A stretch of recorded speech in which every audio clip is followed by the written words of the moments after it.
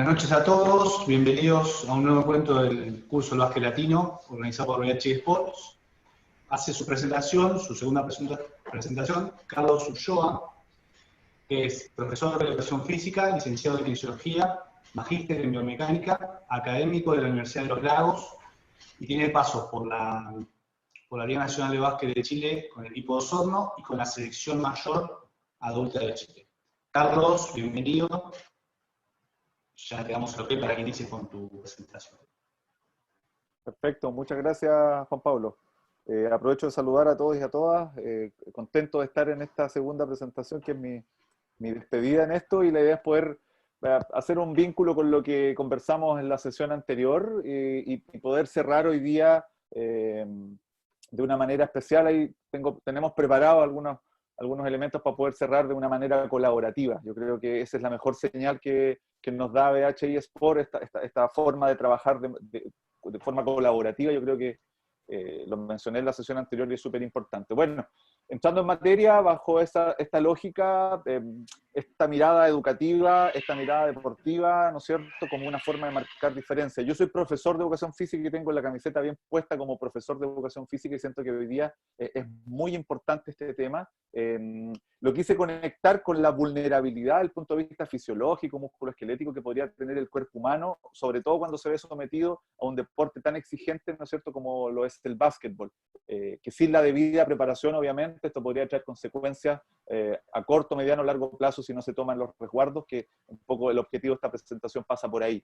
No pasa por ver ni tratamientos, ni aspectos relativos a la rehabilitación, sino que concentrarnos en aspectos conceptuales que nos van a permitir entender de alguna manera y tener una visión crítica y multidimensional de los fenómenos que ocurren en torno a una lesión deportiva, cualquiera sea esta. En la sesión anterior abordamos algunos aspectos de las lesiones agudas, las lesiones crónicas, ¿no es cierto?, fundamentalmente en el pie y fundamentalmente las lesiones del tendón calcáneo o el tendón de Aquiles. Comprometer también, está hecho el compromiso desde la sesión anterior de formar esta red de colaboración. Ahí están mis redes sociales, todo el material que voy generando en el trabajo de docencia universitaria siempre está plasmado en estas redes sociales, nos podemos conectar. Yo creo que eso también es una muy buena señal y es muy importante poder rescatar y destacar en este tipo de jornadas. Así que ahí está mi Instagram, Twitter, correo electrónico, ante cualquier duda, inquietud o forma de poder colaborar, siempre disponible, está hecho ese compromiso.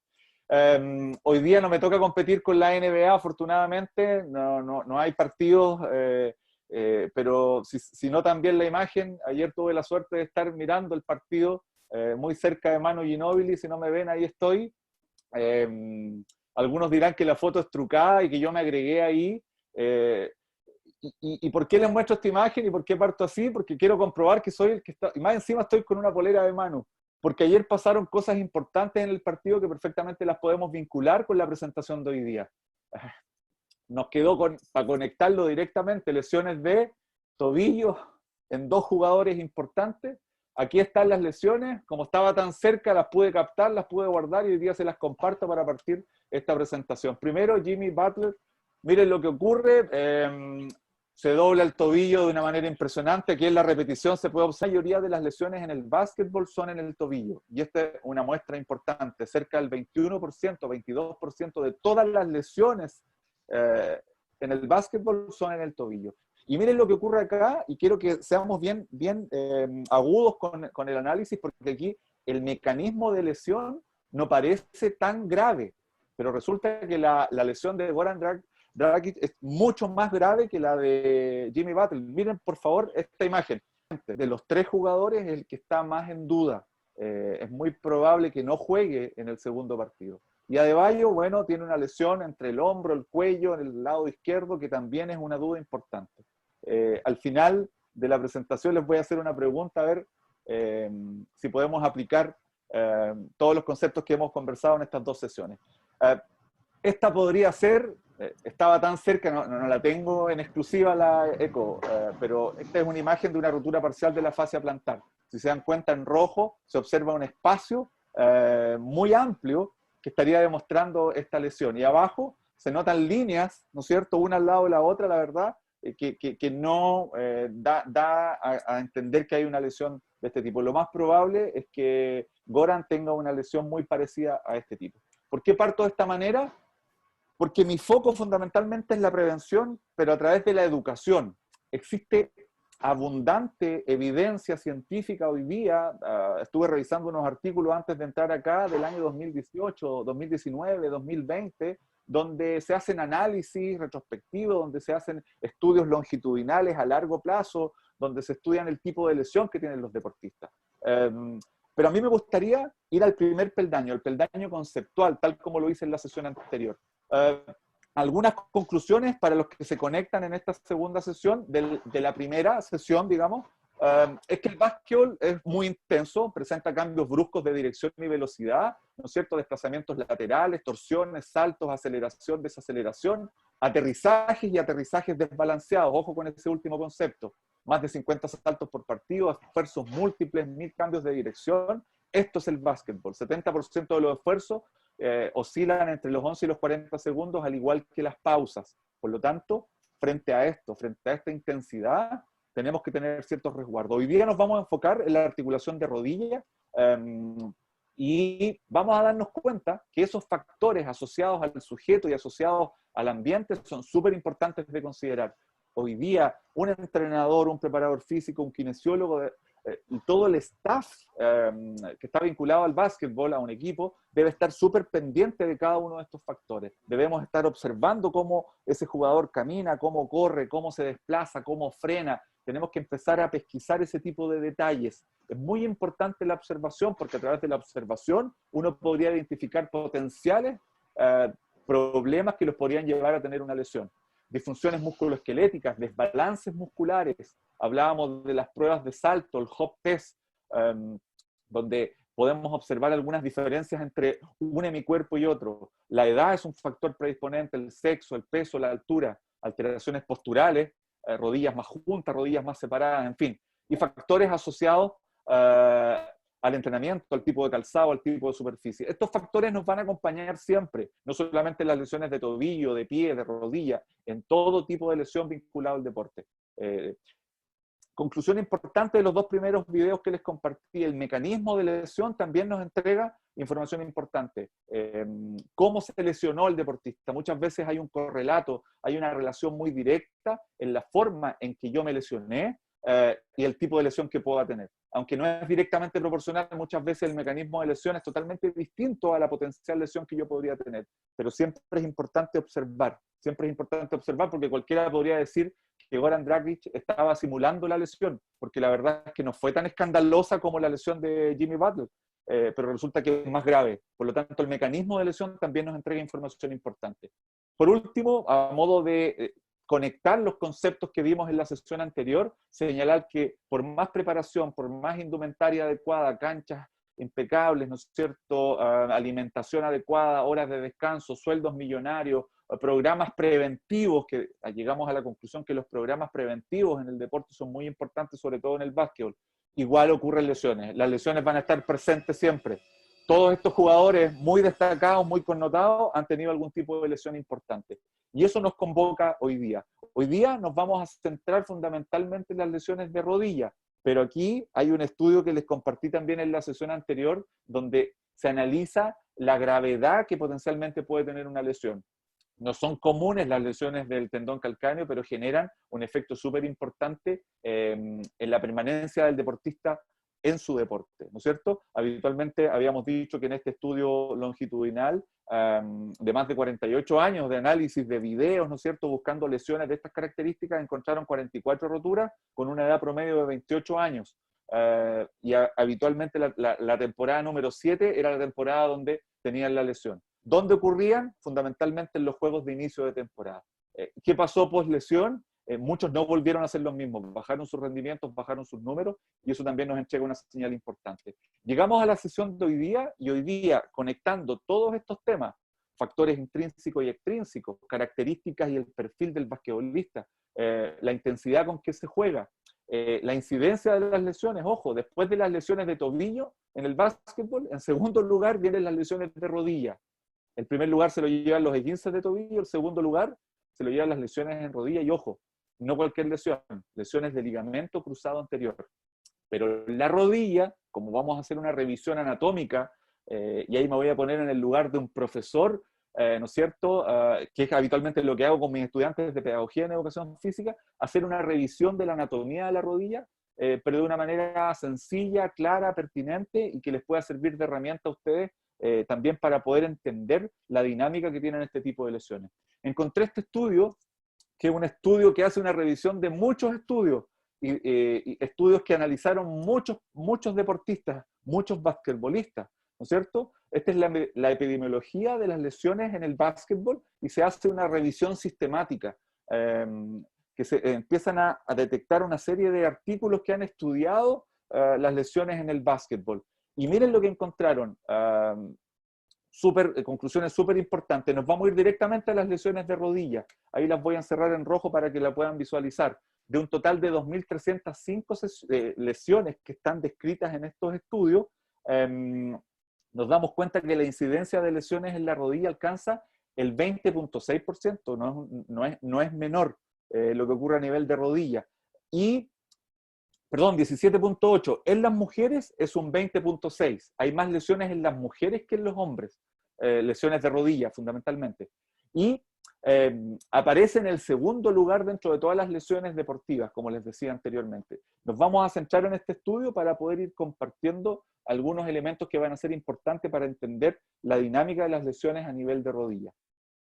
Algunos elementos que nos pueden ayudar. Primero, como grandes conceptos asociados a esta parte de la presentación. En el básquetbol, la mayoría de las lesiones ocurren en las extremidades inferiores, predominando el tobillo y en segundo lugar la rodilla.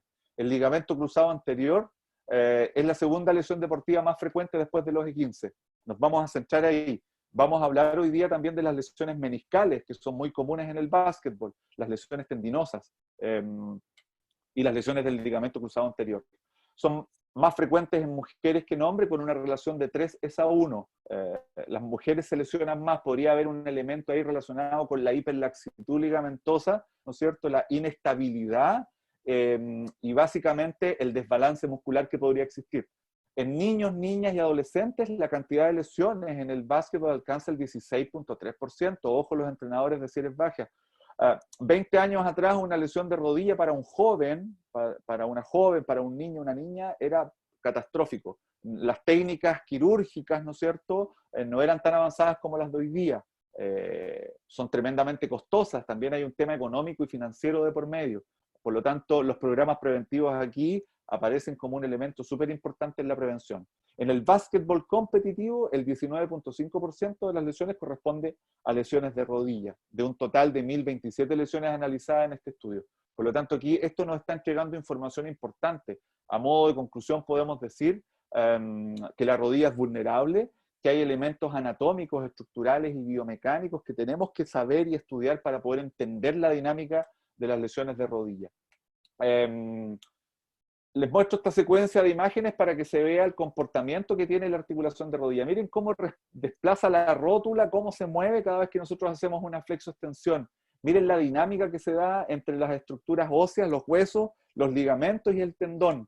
¿Qué nos está diciendo esta secuencia de videos y de imágenes? Que el estrés al que se somete la rodilla cuando una persona camina o corre es tremendamente elevado. Cuando una persona hace una flexión profunda, pasa a ser mucho más elevado. Imaginen cuando se somete al estrés que implica el juego del básquetbol. Por lo tanto, si esta rodilla no está preparada, lo más probable es que va a ser vulnerable. Quiero que veamos estos videos rápidamente. También explota al momento de realizar ese cambio de dirección, ¿no es cierto?, con una alta intensidad. También una lesión compleja a nivel de rodilla. Radiografía de rodilla, les presento la rodilla vista por lateral. Se observan 3 huesos básicamente, el fémur que viene desde arriba, la tibia que viene desde abajo, y adelante aparece la rótula como un personaje bastante importante a considerar. La rótula tiene un elemento muy característico que también vamos a analizar hoy día. Si nosotros pudiésemos observar las características de la articulación de rodilla, básicamente sería como la imagen de la izquierda. Una esfera, ¿no es cierto?, que estaría representada por el hueso fémur, fundamentalmente por los cóndilos, que es la parte blanca que viene desde arriba, y que engancha, ¿no es cierto?, con la parte de abajo. O sea, una esfera, ¿no es cierto?, que está representada por mi mano izquierda, ¿no es cierto?, y la tibia que está representada por mi mano derecha, que es una superficie plana. Una esfera sobre una superficie plana. Es una articulación muy especial, tiene fundamentalmente dos movimientos, el de flexión y el de extensión. Eventualmente podría hacer algún tipo de rotación, pero muy limitada. Esa rotación es muy importante también para adaptarnos a las distintas superficies. Cuando uno corre, por ejemplo, en una superficie muy irregular, con mucha piedra, ¿no es cierto?, con muchas irregularidades, esa pequeña rotación me permite adaptarme a las distintas superficies. Ambos huesos, fundamentalmente el fémur y la tibia, están recubiertos por una gran cantidad de cartílago. ¿Quién habrá escuchado a un deportista retirado? De esos hay muchos que tienen una artrosis, por ejemplo. Una artrosis de rodilla, producto de que todo ese material que está en blanco se fue destruyendo y desgastando. La artrosis es una lesión crónica que habitualmente ocurre por mucho uso, por sobreuso, donde hay pérdida de este cartílago articular. Ahí podemos ver básicamente la articulación de rodilla. Lo que está en amarillo corresponde a la estructura ósea y lo que está en blanco corresponde a la gran extensión que tiene el cartílago. El cartílago hialino se llama, o cartílago articular. Lo encontramos en todas las articulaciones y me permite tener una mejor relación entre las dos superficies articulares.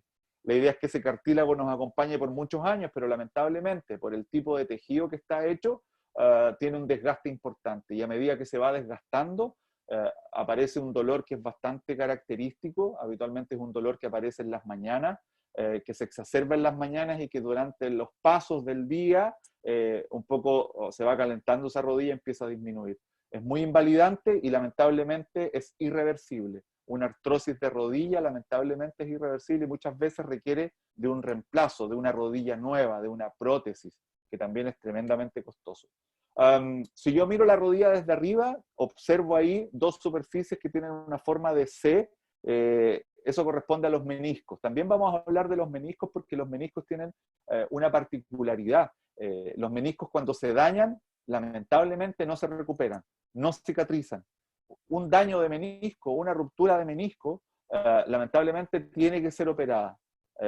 Porque el menisco, si el tendón calcáneo tenía escaso aporte sanguíneo, el menisco prácticamente es muy limitado. Y esa limitación de aporte sanguíneo hace que frente a una lesión meniscal, lamentablemente, la resolución sea quirúrgica. Y aquí llega este personaje que también quiero que le demos un poco de importancia, que es la rótula. Fundamentalmente el funcionamiento de la rodilla le debe mucho a la rótula. La estabilidad de la rodilla le debe mucho a la rótula. ¿Por qué? Porque la rótula le entrega un soporte al músculo cuádriceps. Les voy a mostrar una secuencia de imágenes que estoy seguro que les va a hacer comprender de manera muy rápida, y estoy seguro que muchos ya lo saben. Primero, entender que la rótula es un hueso muy pequeño, es un hueso de características sesamoideas, es un hueso que está como entre medio de los tendones, como lo muestra la flecha roja. Y esta rótula sirve de alguna manera de paso para el músculo cuádriceps que viene desde arriba y muy potente. Ahí en rosado también con las dos flechas hechas de manera más artesanal, muestro cómo las rótulas se sitúan a nivel de la rodilla. La rótula tiene una base superior y un vértice inferior, y como les decía anteriormente, está metida entre los tendones, entre el tendón rotuliano y el tendón cuadricipital. El tendón cuadricipital es el que está sobre la base de la rótula hacia arriba, y en el vértice hacia abajo encontramos el tendón rotuliano, que también son tendones muy, muy importantes en el básquetbol, producto del salto. ¿Qué hace la rótula? La rótula hace que la distancia que existe entre el centro de la rodilla, donde está ese pincho, ¿no es cierto?, ese alfiler con la cabeza verde, ¿no es cierto?, que sostiene la línea verde, esa línea que llega hasta la rótula que está en roja, genera una distancia. Si no estuviera la rótula, esa distancia sería muy limitada. Por lo tanto, la musculatura del cuádriceps no tendría dónde anclarse, dónde generar una palanca para poder generar movimientos explosivos. hay un efecto que les quiero compartir aquí. En esta foto, mostrando con la flecha blanca, se ve la rótula, y miren lo que voy a hacer ahora. Voy a pasar a la siguiente imagen, y ahí ya no está la rótula. Cuando eso ocurre, el funcionamiento del cuádriceps es absolutamente limitado. Cualquier alteración, y con esto quiero hacer una conclusión importante, cualquier alteración que ocurra a nivel de rótula afecta notablemente a la musculatura del cuádriceps. Un dolor, por ejemplo, en la cara anterior de la rodilla, que es muy característico, por ejemplo, al subir y bajar escaleras, al saltar, ¿no es cierto?, al caminar o al pararse o sentarse de una silla, podría generar limitaciones importantes en la fuerza muscular. Se dice que, y está súper documentado, ¿no es cierto?, y estudiado, que una semana de reposo absoluto, por ejemplo, en un deportista, podría hacer disminuir entre un 15 a un 25% su fuerza muscular. Pensemos en una lesión menor en la rodilla, donde el deportista tiene que estar absolutamente en reposo. Eso podría afectar notablemente otro elemento que es clave en el deporte, como es su musculatura, y fundamentalmente la musculatura del tren inferior, donde habitualmente son la mayor cantidad de lesiones. Vamos a las lesiones del ligamento cruzado anterior, antes de poder entrar y estudiarlo de manera apropiada. El ligamento cruzado anterior, en el último tiempo, se han reportado un aumento en el número de lesiones, sobre todo en niños, niñas y adolescentes. ¿Por qué? Porque la práctica deportiva de alto rendimiento, de alta intensidad, está en aumento. Lo que conversábamos en la previa junto a Marcelo y Daniel, ¿no es cierto? Muchos más niños, niñas, adolescentes están practicando de manera intensa, ¿no es cierto?, de manera más competitiva. Y esto hace que una lesión tan grave como esta ocurra en una etapa importante del desarrollo. Yo les mencionaba que 15, 20 años atrás, un joven se lesionaba el ligamento cruzado anterior y la verdad es que era prácticamente el fin de su carrera. Las técnicas quirúrgicas no estaban tan avanzadas para poder entrar y hacer túneles y canales dentro de una estructura ósea que estaba en crecimiento. Muchas veces se los dejaba con una rodillera ortopédica muy aparatosa, ¿no es cierto?, que les ayudaba un poco a paliar y a suplir la función del ligamento cruzado anterior, esperando que ese hueso se desarrollara, que ese hueso madurara, para recién ahí poder intervenir quirúrgicamente. ¿Y por qué teníamos que esperar? Porque si se intervenía a edades muy precoces, lo más probable es que podíamos generar un caos en el crecimiento. En los extremos de los huesos encontramos el cartílago de crecimiento. El cartílago de crecimiento en los niños, niñas y adolescentes está pero en pleno proceso de osificación, y cualquier alteración, cualquier lesión en esta zona podría rechazar o alterar el proceso de crecimiento. Entonces imagínense, una lesión de ligamento cruzado anterior en una persona joven podría ser potencialmente muy, muy riesgoso. ¿Cuáles son los factores de riesgo? ¿Cuáles son los elementos que me podrían llevar a tener una lesión de estas características? Primero, las torsiones bruscas con el pie fijo en el suelo. O sea, en el básquetbol eso expande cada día. El frenar, el girar, el desacelerar, el aterrizar, tal como lo vimos en la lesión de Thompson, son actividades, secuencias que se dan habitualmente en el básquetbol. Particularmente el aterrizaje desbalanceado. Eso es muy común. El 80%, y esto también es importante, de las lesiones de rodilla, fundamentalmente de cruzado anterior, son lesiones sin contacto, donde el rival más cercano está a 2 o 3 metros de mí. Habitualmente yo frené, yo desaceleré y yo cambié de dirección. Y en ese momento, porque mi rodilla no estaba preparada, sufrí una lesión. ¿Cuáles son los síntomas? Habitualmente dolor, inflamación e incapacidad, impotencia funcional. La persona literalmente describe que siente que su rodilla se le va a salir. Ese es como el típico relato de una persona que sufrió una lesión de estas características. El ligamento cruzado anterior lo que hace básicamente es evitar el desplazamiento entre la tibia y el fémur, tal como lo habíamos visto en la secuencia anterior. Ese movimiento adelante-atrás no debiese existir en una rodilla. Habitualmente una rodilla no se mueve adelante-atrás, fémur con respecto a la tibia. No existe ese movimiento. O si existe, es mínimo. Es mínimo y es simétrico. Entre el lado derecho y el lado izquierdo es muy similar. Hay personas que tienen hiperlaxitud ligamentosa, o sea, sus ligamentos se estiran un poco más de lo normal.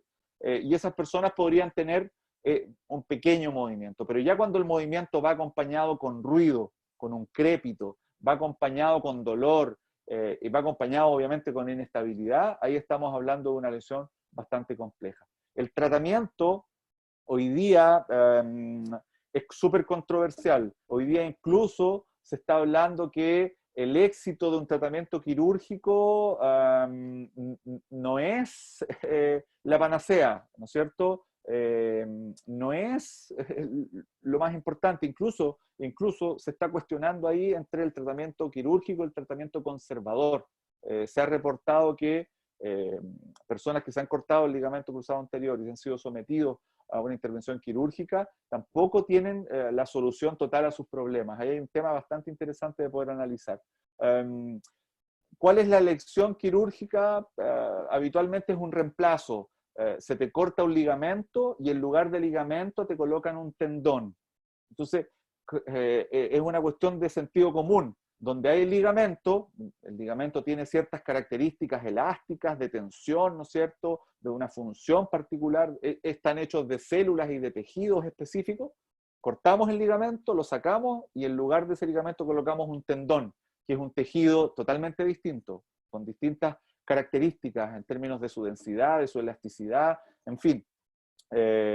Habitualmente esa es la solución. ¿Y dónde te sacan tendón? Te lo sacan de la misma rodilla y te sacan tendón de la rótula, ¿no es cierto?, el tendón rotuliano, o te sacan tendón de parte de un grupo muscular que se llaman los isquiotibiales, ¿no es cierto?, donde sacan particularmente un tendón que es muy largo y ese tendón lo preparan y lo colocan en lugar del ligamento cruzado anterior. Esa es la solución que hoy día se está dando. Habitualmente hay dos técnicas quirúrgicas que son las que más se utilizan, que es se llama así HTH, que es hueso, tendón, hueso, ¿no es cierto?, donde te sacan parte de la rótula, un trozo de tendón rotuliano y un trozo de tibia muy pequeñito. Y la otra técnica es la STG, que vendría a ser semitendinoso gracilis, que son parte de músculos que están ubicados en el muslo por posterior. Desde ahí sacan tendón a la misma persona y lo colocan. También se ha reportado que están utilizando injertos de cadáveres, ¿no es cierto?, de un banco de injertos. Tú compras tu injerto, te lo envían y te lo colocan. La verdad es que los resultados con una y con otra, habitualmente hay diferencias. Se está optando por el autoinjerto, no por un aloinjerto que vendría a ser un injerto de cadáver. Materiales sintéticos hoy día no se usan porque básicamente hay una condición que tiene que ver con la propiocepción, con el aspecto neural, ¿no es cierto?, la conexión con el sistema nervioso, que habitualmente no da resultado. Y de hecho ese es un gran punto y súper controversial en torno a la elección de la cirugía. Vamos a hablar ahora de la anatomía de la rodilla, pero fundamentalmente pensando en el ligamento cruzado anterior. Ya dijimos algunas cosas. La primera que dijimos y más importante es que el ligamento cruzado anterior hace que tu rodilla no se mueva de adelante a atrás. Si tú tomas la tibia y tomas el fémur, no debiese existir ningún tipo de movimiento. Existe el ligamento cruzado anterior y el ligamento cruzado posterior, y ambos se encargan de darle estabilidad a la rodilla en ese sentido. El punto rojo que estamos observando ahí corresponde al ligamento cruzado posterior y el punto celeste corresponde al ligamento cruzado anterior.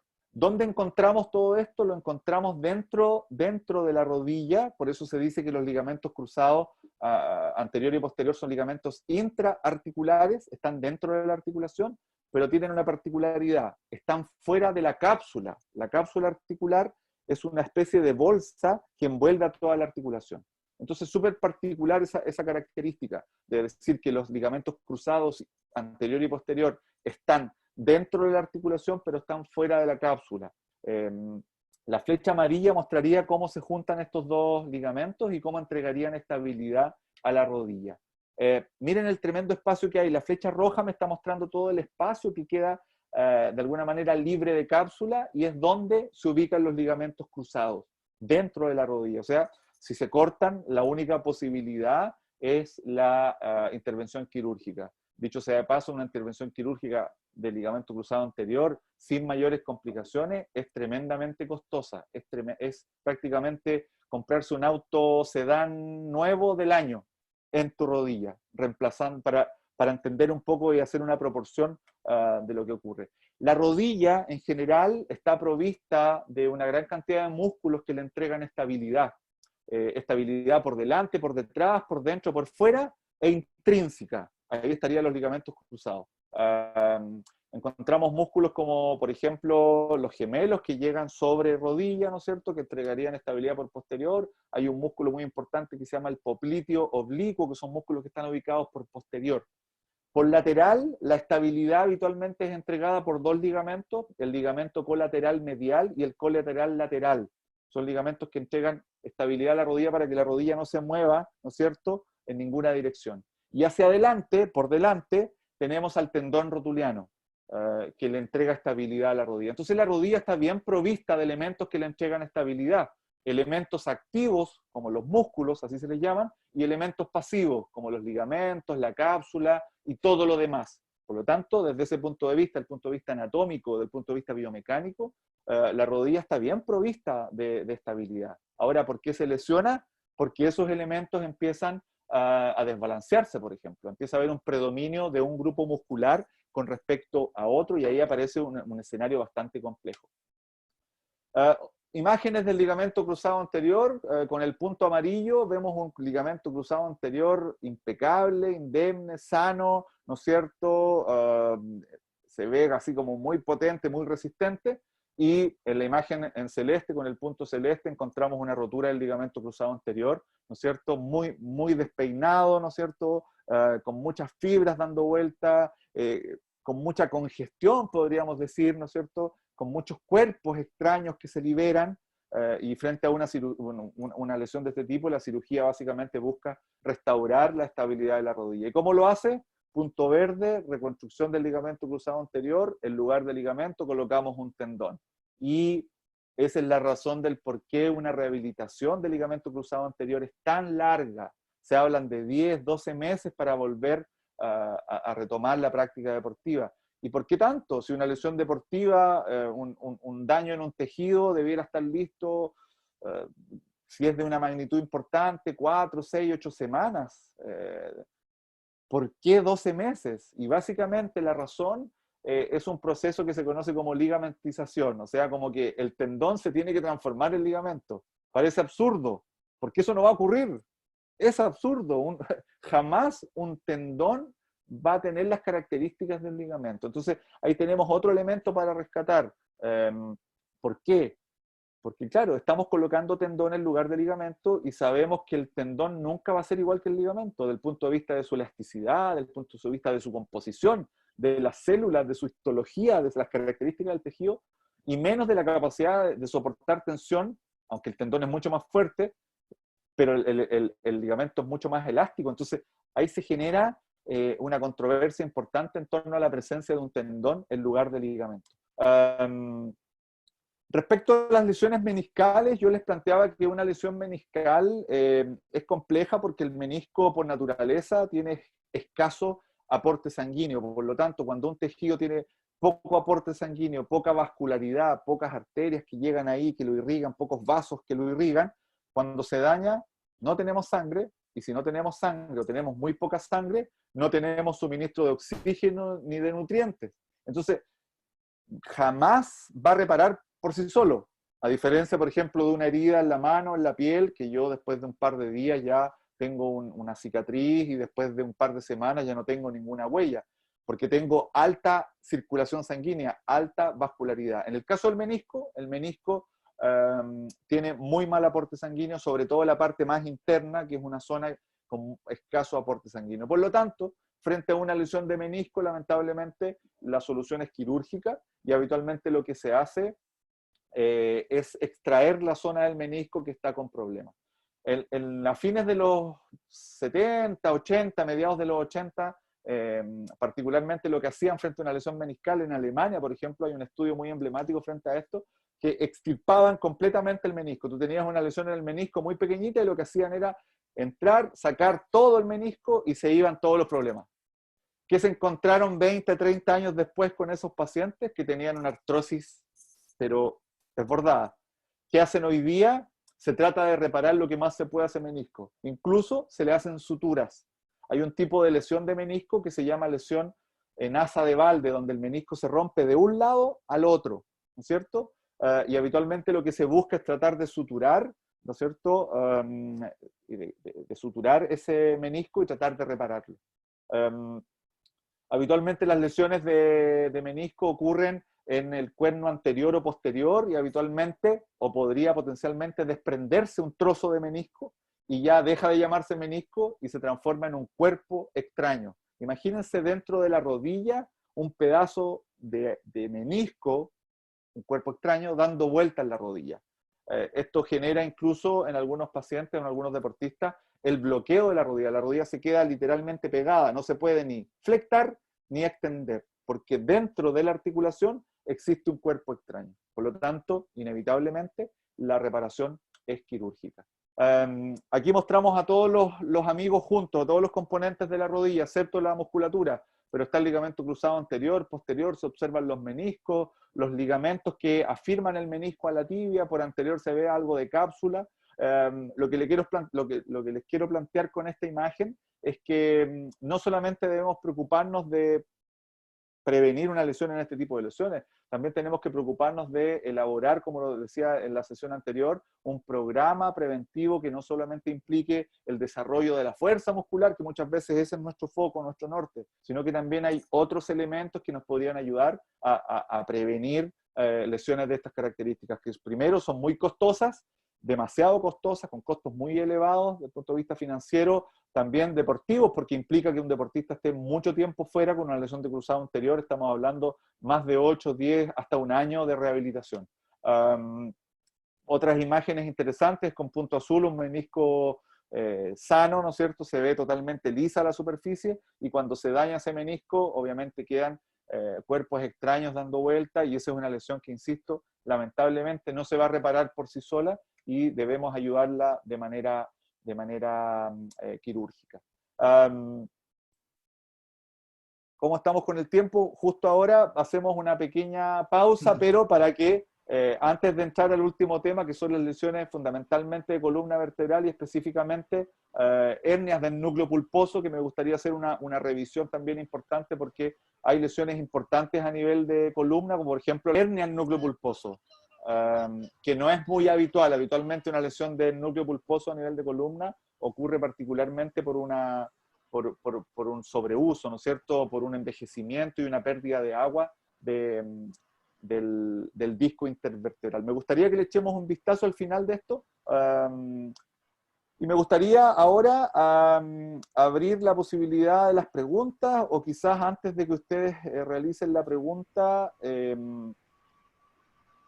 Sí, Carlos, mira, justo acá me dale. una pregunta. Yo mientras Gustavo instalo Candia, esto... Gustavo, ahí si te veo, acá está.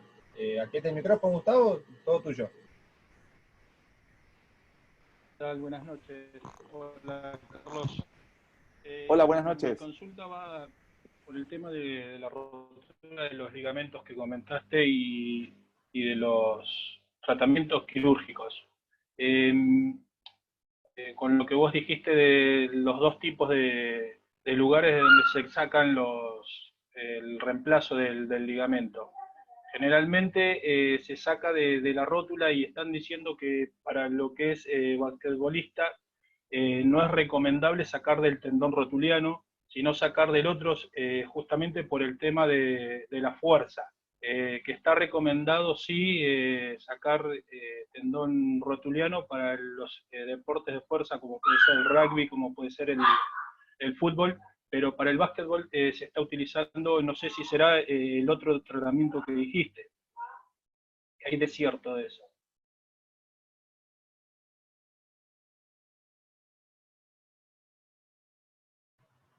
Carlos, estás silenciado. Está silenciado, Carlos.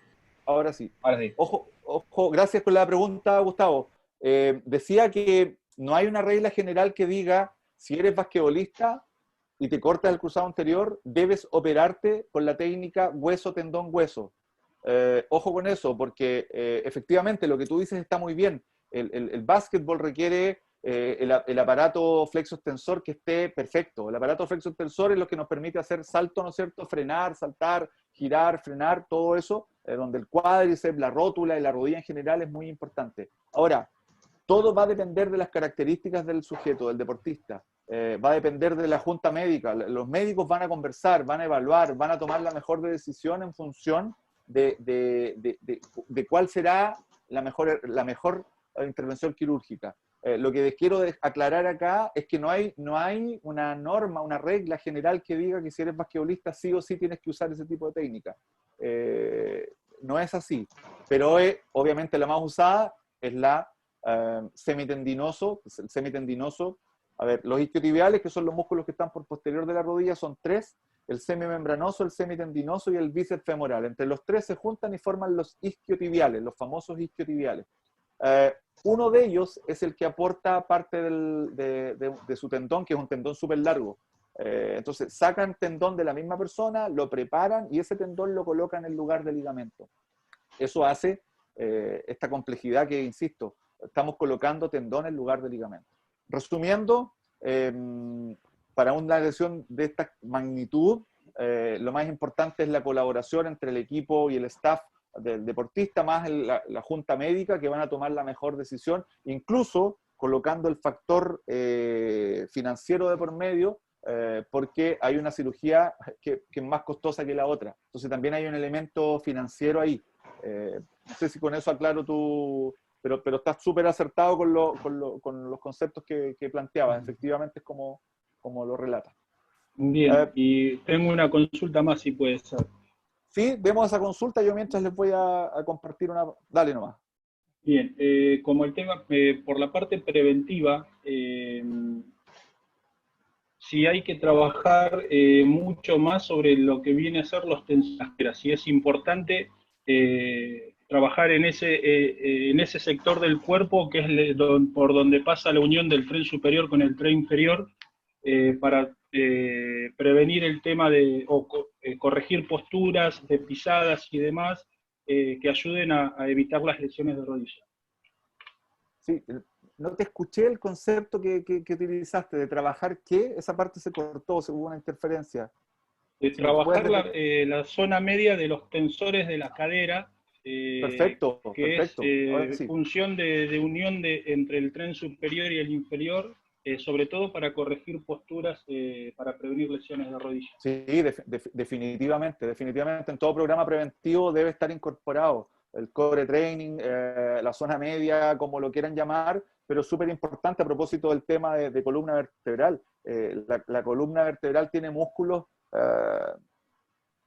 Aquí tengo una columna vertebral hecha de chapitas, ¿no es cierto? Y entre medio tiene una capa de goma eva.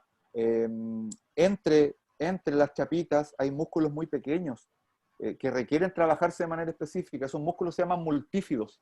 Y los multífidos van de un cuerpo a otro. Y desde ese punto de vista, sí es muy importante poder trabajar. Y ahora, la conexión que existe con el tren inferior y con el tren superior, obviamente me va a determinar el éxito de un programa de estas características. Así que, por favor, sí, incorpórenlo. Tiene mucha relación con la prevención de lesiones. A propósito de las cadenas biocinemáticas, está todo conectado. O sea, la punta del primer ortejo del dedo gordo está conectado con el tobillo, con la rodilla, con la cadera, con la columna. Por lo tanto, debemos preocuparnos de este balance, de este equilibrio, de esta corrección postural. Hay muchas lesiones posturales que pueden explicar o que pueden transformarse en un mecanismo de lesión. Incluso hay formas de caminar que a veces aparecen por moda que podrían tener una influencia en la aparición de lesiones.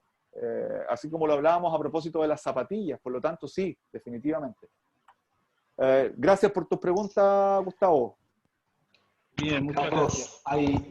Gracias, Gustavo. Carlos, te leo unas preguntas. Hay algunos que van a dar mira, la mano.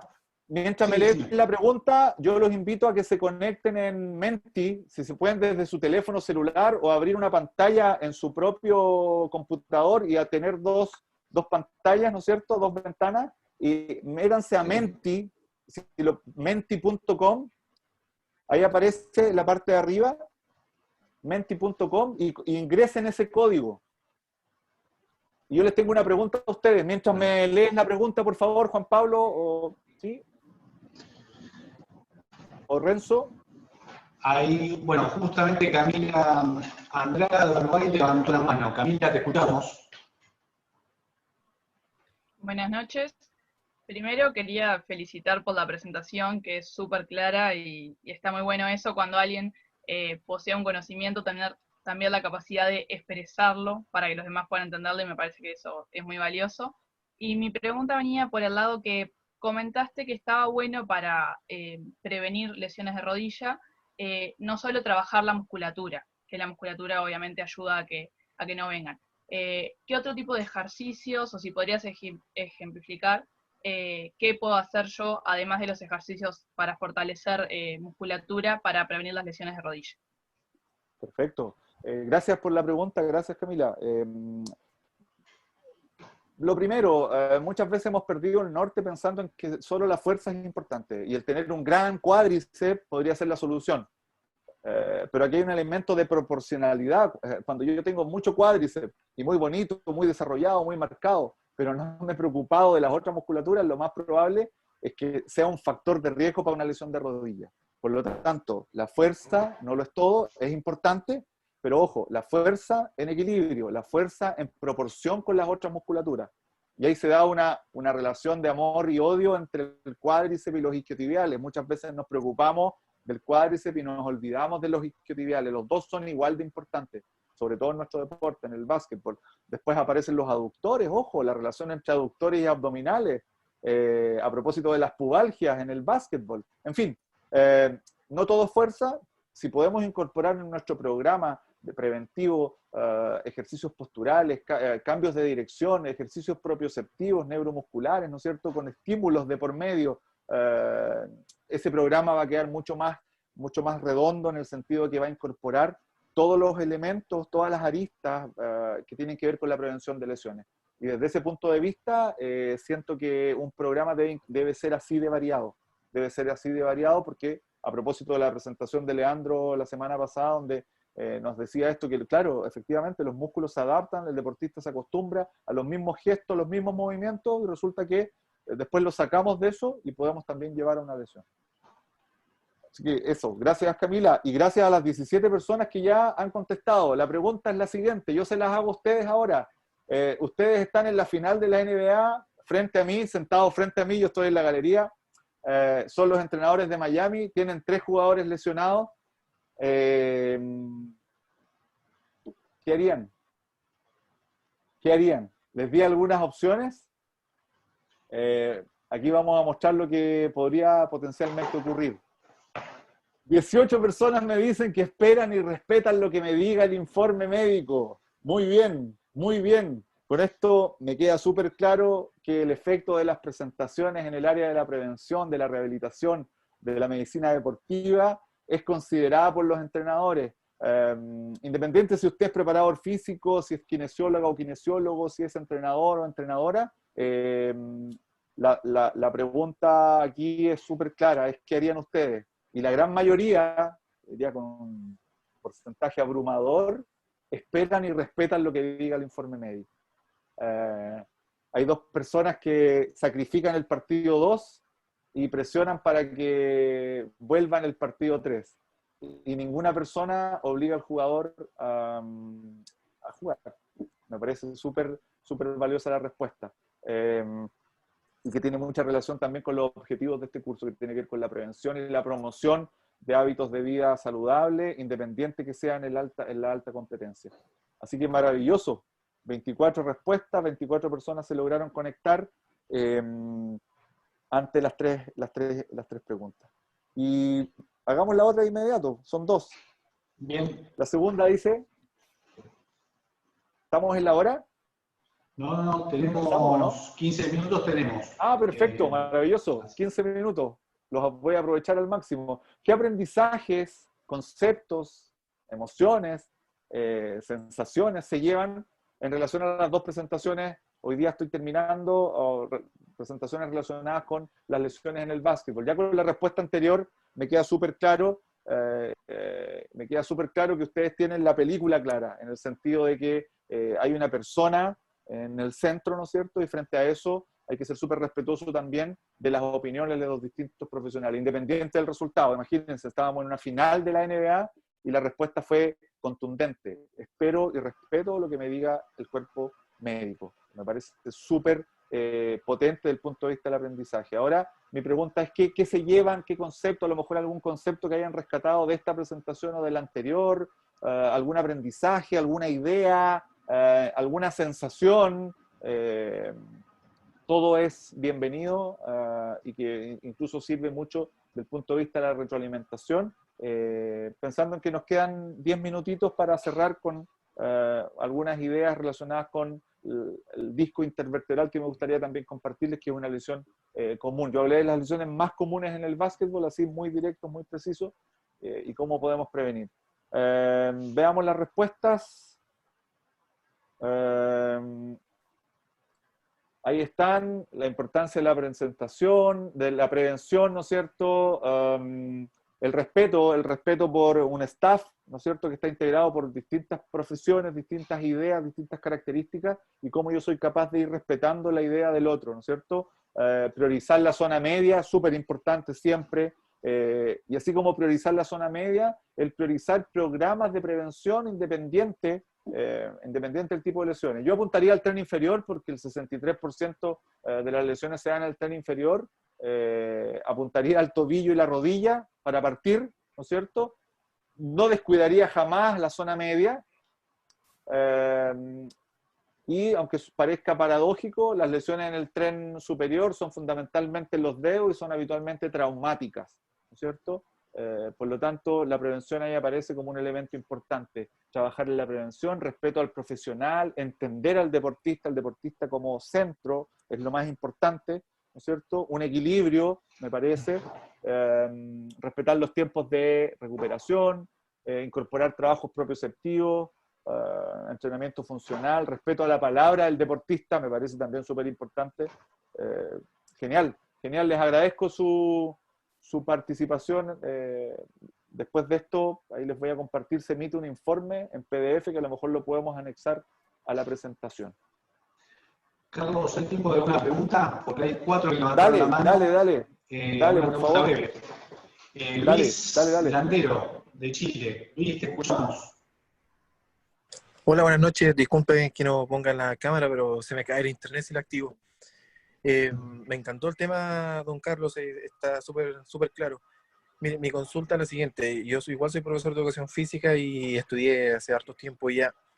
Y mi profesor de anatomía, que era médico deportivo, decía que era más aceptable una caída con todo el peso del cuerpo donde la rodilla tuviera un cierto grado mínimo de movilidad anterior a que caer en la misma situación, pero con una hiperextensión de rodilla. Ante la bibliografía más actualizada que tiene usted, me gustaría saber si lo confirma o lo corrige. No, definitivamente lo confirma. Gracias por la pregunta, súper vigente.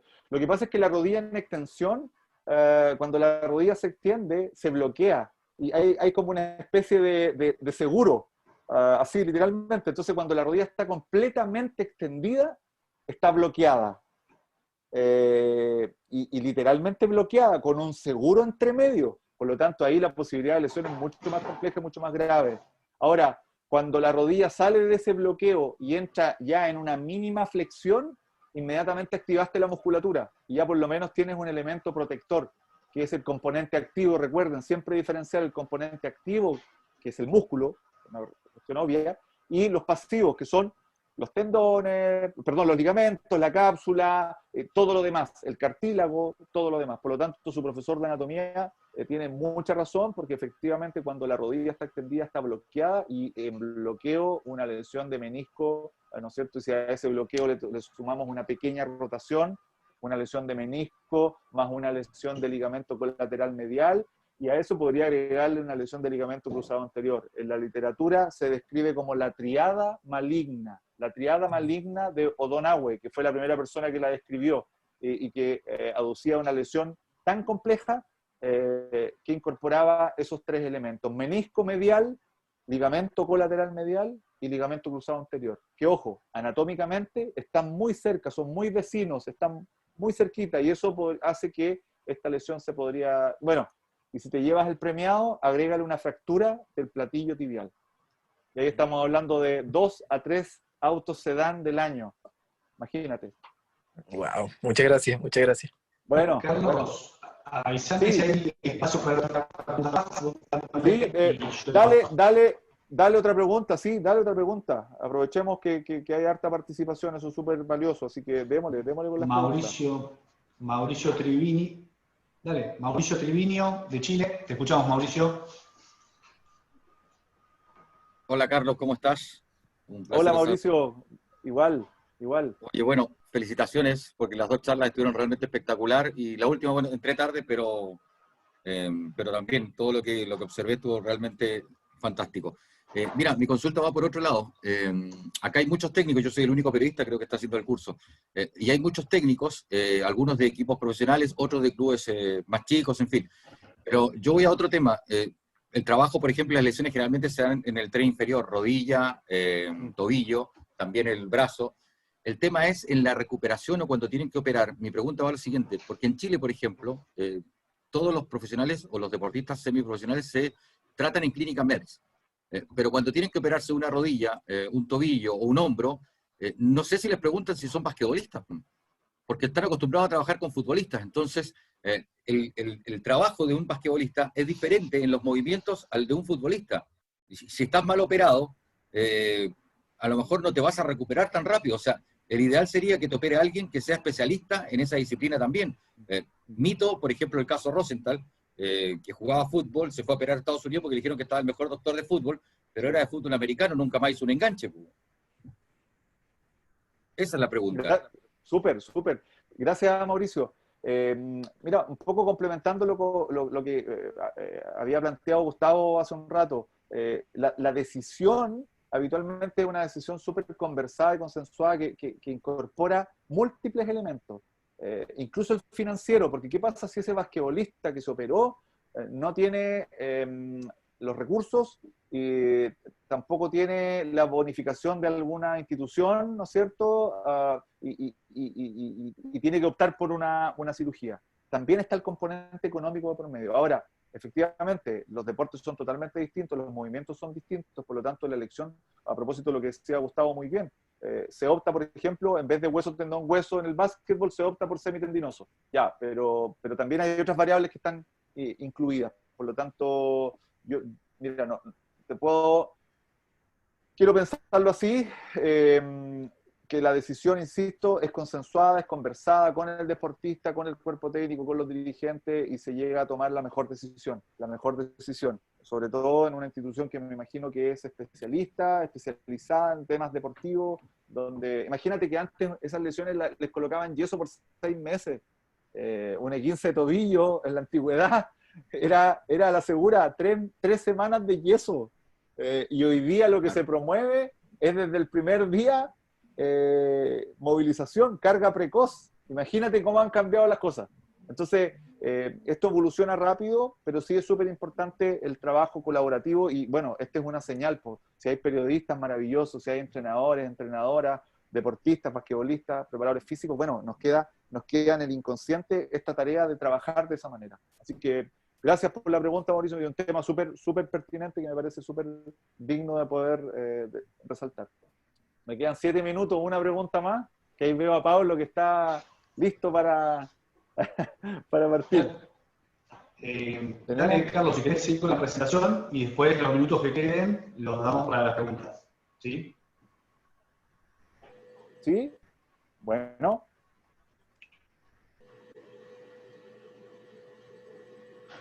Puntualmente lo que quiero conversar con ustedes tiene que ver con la columna vertebral. Se los planteaba antes del corte y de las preguntas, a propósito del core, a propósito de los músculos estabilizadores, pero me quiero ir directamente a la zona lumbar, la espalda baja, ¿no es cierto?, donde hay vértebras muy grandes, que son las vértebras lumbares, y donde esa flecha roja me está mostrando un espacio súper grande que hay entre cada una de estas vértebras. Las vértebras lumbares, insisto, son las que están en rojo, las que están más cercanas a la cola, literalmente a la cauda, al sacro, que es donde nos sentamos, ¿no es cierto?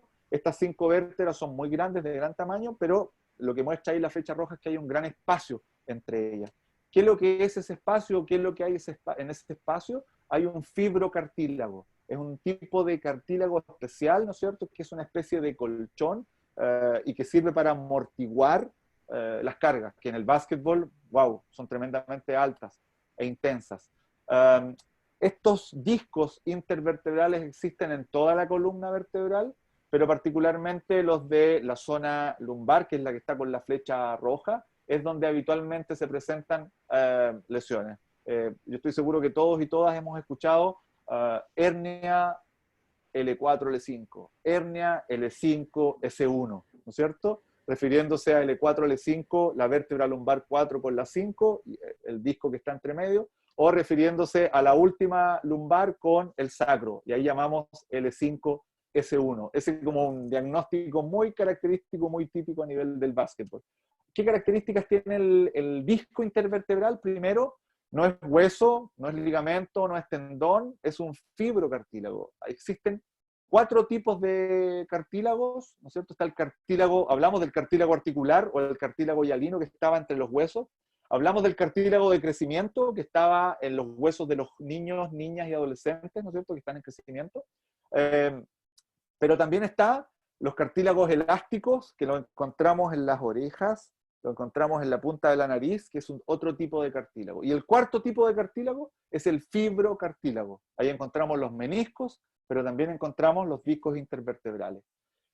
¿Qué características tiene el disco intervertebral? La flecha roja muestra lo que se conoce como núcleo pulposo, que es una especie de sustancia gelatinosa que está al interior del disco intervertebral. Y lo que está en morado, la otra flecha, está mostrando unos anillos que recubren completamente a este núcleo pulposo. ¿Cuándo empieza el problema? Cuando esos anillos se rompen y parte del núcleo pulposo, que es una sustancia gelatinosa, comienza a salir. Y ahí aparecen los problemas. Les muestro 3 tipos de discos. El primero, que está en celeste con el número 1, es un disco sano, joven, muy hidratado. Pero miren lo que ocurre después. En la imagen 2 con amarillo aparece, ya se nota más seco, se nota más añoso, ¿no es cierto? Y con una mayor cantidad de daño. Se nota en un núcleo pulposo, ahí se ve una N y una P en el centro, que ya está como no tan limitadito como el anterior. Y ni hablar del disco número 3 en color rojo, que es un disco que está severamente dañado, donde los anillos que rodeaban al núcleo pulposo se rompieron y donde el núcleo salió y generó caos, lo que conocemos como una hernia discal. Ahí la imagen muestra una lesión también, a propósito de la lesión de Rudy Fernández, que tuvo una hernia que lo dejó fuera por un tiempo. Es una lesión también que podríamos encontrar a nivel del básquetbol. Este es un corte real, ¿no es cierto?, donde muestra 2 vértebras que están bastante complicadas en torno a la salida de este núcleo pulposo. Y ojo, en verde se ve parte del núcleo pulposo, la flecha verde, pero la flecha celeste está mostrando una zona por donde pasan nervios. Por lo tanto, cuando hay salida de este material, de este núcleo pulposo, por eso se llama así, el concepto hernia, cuando uno tiene una hernia, es que tiene la salida de algo, algo salió. Puede ser una hernia abdominal o inguinal, ¿no es cierto? Aquí la hernia es del núcleo pulposo que sale y se contacta con una estructura nerviosa, con un nervio, y eso genera, aparte de dolor, inflamación, también genera unos síntomas que son característicos de la compresión de un nervio, genera pérdida de fuerza, genera adormecimiento, genera una sensación como de una corriente eléctrica, y eso es bastante incómodo y limitante para un basquetbolista. Lo planteaba Gustavo, y efectivamente la postura tiene un rol también importante en esto. Cómo podemos corregir la postura, cómo también hay programas para poder, preventivos de fortalecimiento equilibrado, proporcionado entre los distintos grupos musculares. Porque aquí no me sirve tener los abdominales marcados si resulta que nunca hice ningún ejercicio, ningún esfuerzo del punto de vista posterior, ¿no es cierto?, en mi zona media, en mi zona baja, digamos, mi espalda baja, donde hay músculos, como les decía, hay músculos como el lápiz que van desde la vértebra de arriba y llegan a las vértebras del medio, pero también hay elementos más pequeños que van desde una vértebra hasta otra. Así de específicos son los músculos a nivel de la columna vertebral. Bien, equipo, con esto hemos llegado al final. Quiero ser súper respetuoso con el tiempo porque después viene Pablo. Estoy súper contento de haber participado de esta jornada. Queda el compromiso de colaborar a partir de mis redes sociales ante cualquier inquietud. Agradezco su disposición, su buena onda, su buena energía. Me sentí súper cómodo y siento que fue una tremenda experiencia de aprendizaje para mí también. Yo creo que cuando uno tiene esa disposición de aprendiz y de poder también aprender de ustedes, es súper valioso. Y yo en ese sentido agradezco a Daniel, que me invitó a participar de este proyecto. Estoy súper agradecido, Daniel. Hemos trabajado codo a codo desde hace mucho tiempo y de verdad me encantó poder estar de nuevo colaborando en este proyecto que me parece súper interesante. También agradecerle a Renzo y a Juan Pablo, que siempre han tenido una muy buena disposición para que esto se desarrolle de la mejor manera. Así que estoy muy contento, sobre todo muy agradecido de todos los aprendizajes que me llevo en esta jornada y con la disposición de seguir colaborando a través de que nos podamos conectar y colaborar. Hoy día es mucho más fácil esa forma de colaboración. Y ese es el futuro también, está quedando súper claro. Bueno, Carlos, la verdad que te felicitamos y te agradecemos. Sí, dale. Yo quería agradecerte personalmente porque es cierto, para mí ha sido de mucha ayuda tanto en Provincial Osorno cuando trabajamos como en las selecciones de Chile, porque nos has acompañado con todas las categorías, así que sé de tu disposición para aportar siempre, de tu capacidad y de tus ganas siempre de progresar. Te he visto levantarte a las 7 de la mañana en México para explotar de conocimientos a la persona que estaba ahí a cargo. No me olvido de todo eso. Mincho Todorov, un personaje a nivel mundial. Bueno, y es una muestra de tus ganas de estar permanentemente capacitándose, así que estoy muy agradecido, te mando un abrazo y siempre en contacto. Gracias. Gracias a ti, Daniel. Gracias a ti. Gracias, Daniel. Carlos, había una última preguntita. Sí, dale. ¿La podemos hacer? Estoy Luis. Saludos, Carlos. Hola, Tony. Hola. Sí, te escucho. ¿Hay algún estudio que se haya hecho del porqué de tantas lesiones en la rodilla en los últimos años? Wow, buena pregunta. Desconozco si hay un estudio así de específico, pero sí podría compartirte algunos antecedentes desde mi experiencia y desde el estudio de a lo mejor de otros artículos o de otras publicaciones que puedan. Definitivamente la forma de jugar ha ido evolucionando, eso todos lo sabemos. El otro día revisaba, no sé, y ahí ustedes son los expertos, pero ya con el lanzamiento de 3 puntos, ya en 5 años la cosa cambió total y absolutamente.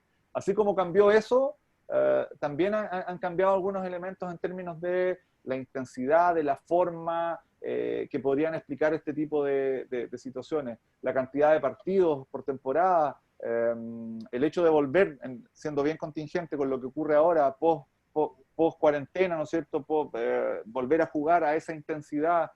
Ya los Miami, si colocamos el ejemplo de la NBA, imagínate, 3 jugadores lesionados, y eso también te puede dar luces respecto a que, claro, los tejidos del cuerpo humano, los tejidos corporales, no son eternos y frente a la sobrecarga, al sobreuso y al estrés permanente, obviamente se pueden lesionar perfectamente. Y si se lesionan, yo creo que esa es la principal reflexión que nos podemos llevar. Si se lesionan a ese nivel, perfectamente nos podemos lesionar a un nivel inferior en términos de intensidad, de tipos de partidos, de cantidad de partidos. Entonces, sí, tiene que ver con las características del juego, con los tipos de superficie, a pesar de que tienes las mejores condiciones, ¿cómo nos explicamos todas esas lesiones? Entonces, todas esas variables, la forma de juego, la cantidad de partidos, la intensidad, van determinando algunos elementos que tienen que ver con la cantidad de lesiones. Y en todas esas cosas que menciona, sí, ¿habrá el detalle, el uso de qué tipo de tenis está usando? Sí. Mira, es controversial ahí sí te puedo dar más datos. Es controversial el uso de las zapatillas, lo conversamos en la primera sesión. Pensemos en Jimmy Butler, que tuvo un esguince de tobillo. Yo no sé si él antes había tenido otro esguince de tobillo, se volvió a lesionar ese tobillo. Pero lo más probable es que si él aparece, podría aparecer con otro tipo de zapatilla, porque la zapatilla con la que se lesionó era una zapatilla baja, ¿no es cierto? Y lo más probable es que aparezca con una protección, que no creo que sea solo tape. Lo más probable es que sea una tobillera rígida, como lo hablamos en la sesión anterior, como también lo habló y lo reforzó Leandro, que eso sí está reportado. Ahora, no hay una relación directa en que diga que si tú tuviste un esguince, si lo quieres prevenir, sí o sí tienes que usar caña alta y más porque siempre es controversial y se deja, hay criterios que imperan, pero entre caña baja y caña alta, mejor caña alta, entre venda elástica, tape y tobillera rígida, ¿no es cierto? Eso sí, está súper claro. Ahora, no es absoluto, criterio, pero sí, definitivamente sí, influye. Gracias, Carlos. Bueno, Carlos, te Ahora agradecemos sí y te estamos. Felicitamos. Te están mandando saludos y te felicitan de toda Latinoamérica, prácticamente en el chat. Maravilloso. Así que nada, te agradecemos nuevamente y seguimos en contacto. Muchas gracias por todo. Y yo veo a Pablo ahora. Pablo Colefi, sí. Hacemos un Está break y confiado, seguimos. Pablo, todavía. Todavía no lo largamos ahora. Gracias, Carlos. Qué difícil que me la pones, Carlos, ¿eh? ¿Cómo? Perdón, Pablo. Qué difícil que me la pones, la vara está muy alta, ¿eh? Es que ahora me tocó de preliminar, la semana anterior me tocó de partido de fondo, y claro, no es fácil, pero confío La en ti, pusiste Pablo. muy alta, un fenómeno, un fenómeno.